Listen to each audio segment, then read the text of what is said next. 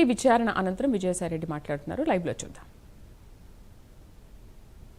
మీరు నెంబర్ 2 స్థానంలో ఉండి మీకు తెలియదనడం కరెక్ట్ కాదేమో అన్నటువంటి ప్రశ్నకి నేను ఒక్కటే చెప్పాను.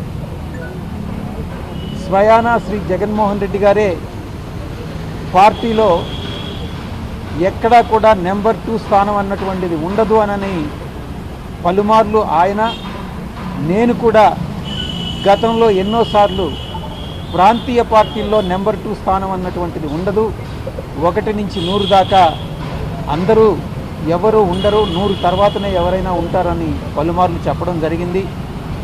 కానీ ఈరోజు దానికి పూర్తి భిన్నంగా ఇప్పుడు ఉండేటటువంటి కోటరీ ఏదైతే ఉందో, అప్పుడు నేను పార్టీలో కొనసాగేటటువంటి సమయంలో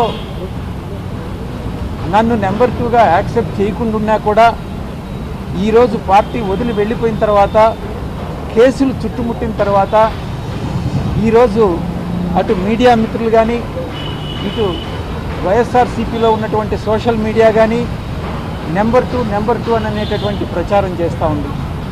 దీన్ని బట్టి మీరు అర్థం చేసుకోవచ్చు, కేసుల విషయంలో అయితే నేను నెంబర్ 2 అవుతాను, మిగతా ఏదైనా లాభాల విషయంలో కానైతే నేను 1 నుంచి 100 దాకా కూడా ఉండను.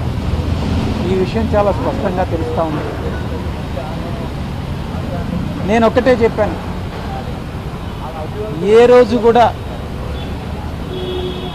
అధికారంలోకి వచ్చేంత వరకు 2019 వరకు, అధికారంలోకి వచ్చిన తర్వాత 1 సంవత్సర కాలం పాటు నిజంగా నాకు జగన్మోహన్ రెడ్డి గారు నెంబర్ 2 స్థానం ఇచ్చారు.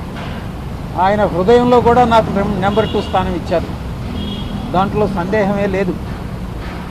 కరెక్ట్గా అధికారం వచ్చిన తర్వాత మే 28 నుంచి ఇంచుమించుగా 2019 తర్వాత ఆయన మనసులో నుంచి నేను జారిపోతూ వచ్చాను. ఎందుకంటే ఈ పనికిమాలిన కోటరీ వల్లనే ఆయనలో ఒక అభద్రతాభావం కల్పించి, నేనేదో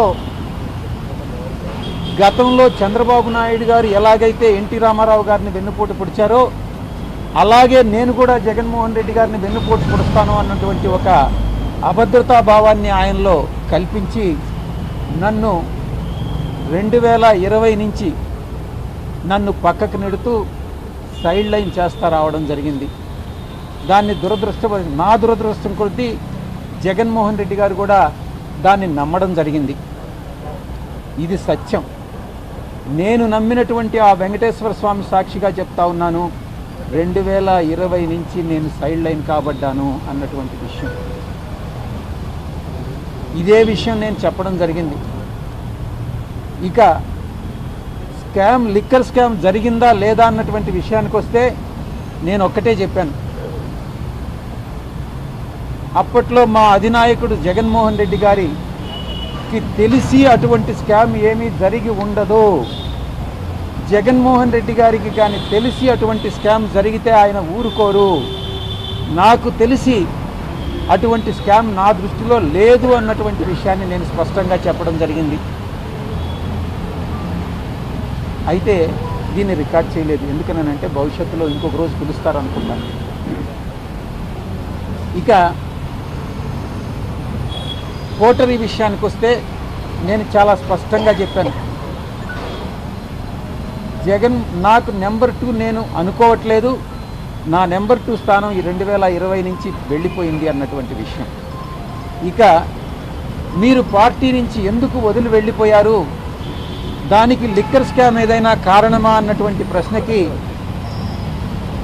లిక్కర్ స్కామ్ అనేటటువంటిది నేను నమ్మడం లేదు. జగన్మోహన్ రెడ్డి గారు ఆ లిక్కర్ స్కామ్లో ఉంటారని నేను అనుకోవట్లేదు. ఆయన హృదయంలో నేను స్థానం కోల్పోయాను కాబట్టే ఈ పార్టీలో ఇమడలేక కోటరీ యొక్క